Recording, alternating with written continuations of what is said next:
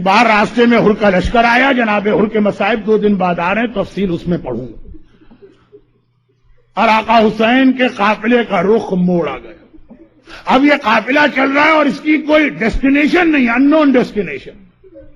ادھر ہر قاصد کے ذریعے اپنے زیاد کو خط لکھ کے اطلاع کر رہا ہے کہ حسین میرے ساتھ ہیں، میں نے ان کو کوفے کے راستے سے ہٹا دیا، اب میرے لیے کیا حکم ہے؟ مگر اس سے پہلے کہ وہاں سے کوئی حکم آئے، 2 محرم کی سپہر کا وقت ہے، چلتے چلتے حسین کی سواری کے جانور نے ٹھوکر کھائی۔ آپ حضرات ساری زندگی آقا حسین کی عزاداری میں مصروف رہے ہیں اور اسی کو اپنی سب سے بڑی سعادت اور کامیابی سمجھ رہے ہیں۔ فاطمہ زہرا کی دعا جس مومن کو مل جائے اس سے زیادہ خوش قسمت کون ہے؟ خاص طور پر ایام اضحیٰ کا پہلا عشرہ آرام کے وقت بدل گئے، کھانے پینے کے اوقات بدل گئے، پوری زندگی کا انداز بدل گیا، مگر یہ کوئی حق ادا نہیں کیا آپ نے۔ آقا حسین کا ایک جملہ کافی ہے، ایک جملہ، اور میں یہ چہرے بھی دیکھ رہا ہوں اس مجمع کے اندر۔ آقا حسین کا ایک جملہ، کون سا جملہ؟ 2 محرم کا قافلہ چل رہا، چلتے چلتے ذوالجناح نے ٹھوکر کھائی اور رک گیا۔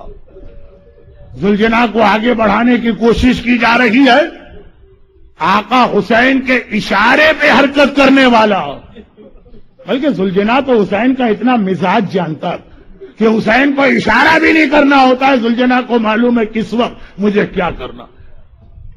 زندگی میں 2 ایسے موقع آئے کہ بظاہر ایسا لگا کہ ذوالجناح آج حسین کا حکم نہیں مان رہا۔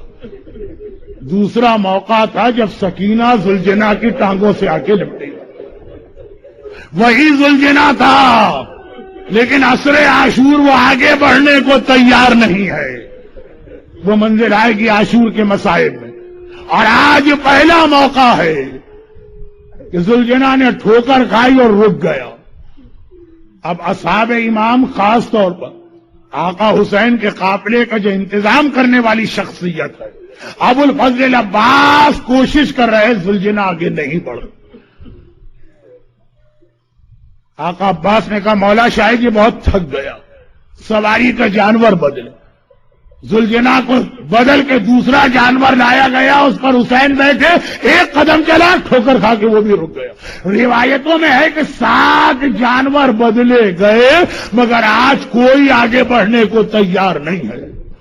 اصحاب امام حیران، بنی ہاشم کے شہزادے پریشان کہ آخر کیا ہو گیا؟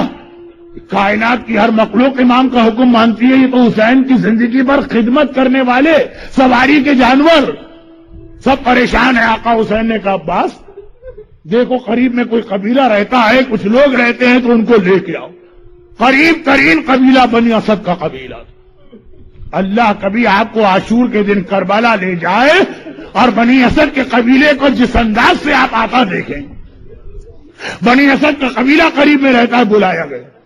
حسین نے کہا یہ بتاؤ یہ جگہ کون سی ہے جہاں میری سواری کا جانور رک گیا؟ آقا سب جانتے ہیں لیکن اصحاب کو بھی بتانا۔ ایک بار کسی نے کہا کہ مولا یہ شط الفرات، آقا حسین نے کہا شاید اس کا کوئی اور نام۔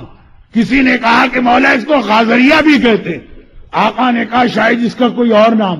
کسی نے کہا مولا اسے نینوا بھی کہتے ہیں، مولا نے کہا شاید اس کا کوئی اور نام۔ سب ایک دوسرے کو دیکھنے لگے کہ مولا اس کے علاوہ تو کوئی نام نہیں۔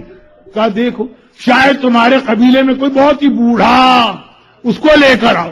ایک واقعان اتنا بزرگ تھا کہ جو آنے کی طاقت نہیں تھی اٹھا کے لایا گیا۔ آقا نے کہا تو بتا سکتا ہے زمین کا کوئی اور نام بھی؟ کہا کہ ہاں ہم نے اپنے بزرگوں سے سنا تھا کہ اس زمین کو کرب و بلا بھی کہتے ہیں، وہ کربلا کا نام سننا ہے۔ حسین نے آواز دی عباس ساری سواریاں بٹھا لو، خیمے لگائے جائیں، سیدانیوں کو اتارا جائے، اب ہمیں یہاں پہ قیام کرنا۔ بھائی اتنا سننا تھا، 2 جملے اتنا سننا تھا۔ ایک مرتبہ وہی بوڑھا طرف اٹھا جو ہاتھوں میں اٹھا کے لایا گیا، فرزند رسول یہاں پہ قیام نہ کریں، یہاں پہ نہ ٹھہریں، اگر ٹھہرنا ہی ہے تو ذرا آگے جا کے ٹھہر جائیے۔ آقا نے پوچھا کیوں؟ کہا میں نے اپنے بزرگوں سے سنا ہے کہ کوئی نبی زمین سے نہیں گزرا، کوئی ولی زمین سے نہیں گزرا، کوئی نبی کی اولاد اس زمین سے نہیں گزری مگر اس کے بدن سے خون جاری ہوا۔ یہ نبی زادوں کو موافق نہیں آتی زمین۔ آقا حسین نے کہا تو نے خالی اتنا سنا ہے اور مجھے تو پتا ہے یہ وہی جگہ ہے جہاں ہماری گردنیں کٹیں گی، ہمارے بے سر کے لاشیں جلتی ریتی میں پڑے رہیں گے، ہمیں اپنے جوانوں کے لاشیں اٹھانا پڑیں گے۔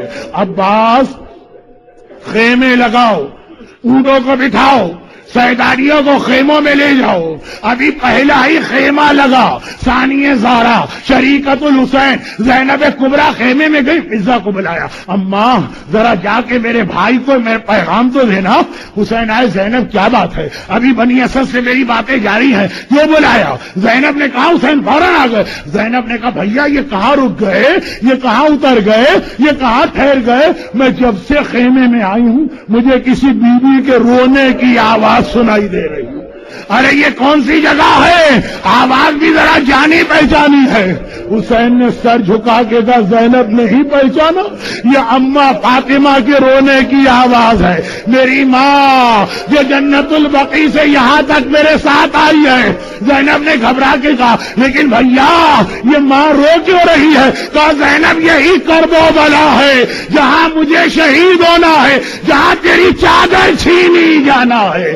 زینب تفصیل بعد میں، ابھی بنی اسد سے باتیں جاری ہیں۔ ایک بار حسین قبیلے بنی اسد کے قریب آئے، کہا کہ ہمیں یہاں ٹھہرنا ہے اور یہ زمین ہم خریدنا چاہتے ہیں۔ بنی اسد کے لوگوں نے ہاتھ جوڑ دیے، مولا آپ ہمارے مہمان ہیں، جتنے دن آپ کا دل چاہے قیام کریں۔ حسین نے کہا مجھے چند دن نہیں رہنا، اب تو قیامت تک مجھے یہیں پہ قیام کرنا ہے، یہ زمین خریدی جائے گی۔ اور دو شرطیں حسین نے لگائی، عزاداروں آپ کے کھانے پینے کا نظام بدل گیا، آپ کے آرام کا نظام بدل گیا، آپ کی پوری فیملی لائف بدل گئی، مگر ایک جملہ آپ کے لیے کافی ہے۔ حسین نے کہا دو شرطیں ہیں، پہلی شرط کیا ہے؟ پہلی شرط کیا ہے؟ حسین نے عباس کو یاد نہیں کیا، حسین نے اکبر کو یاد نہیں کیا، حسین نے اہل حرم کو یاد نہیں کیا۔ کہا قیامت تک جب ہمارا کوئی شیعہ زائر یا زوار بن کے کربلا میں آئے اسے 3 دن میرا مہمان بنا کے رکھنا اور کہنا حسین کے زائر آقا نے کربلا پہنچتے ہی سب سے پہلے تمہیں یاد کیا تھا، حسین کے مہمان بنو۔ اور دوسری شرط یہ ہے جب لشکر یزید چلا جائے اور جلتی ریتی پہ ہمارے لاشیں پڑے ہوں تو ہمارے لاشوں کو اس طرح نہ چھوڑنا، ہمارے لاشوں کو لا کے دفن کر دینا۔ آج بھی عاشور کی سہ پہر آتی ہے، کفن پہن کر بنی اسد کا سارا قبیلہ کندھوں پہ بیلچے رکھ کے آتا ہے، دوڑتا ہوا آتا ہے آقا جو محرم کو آپ نے ہمارے بزرگوں سے وعدہ لیا تھا، ارے ہم آ گئے، مگر بنی اسد بعد میں آئے 3 دن۔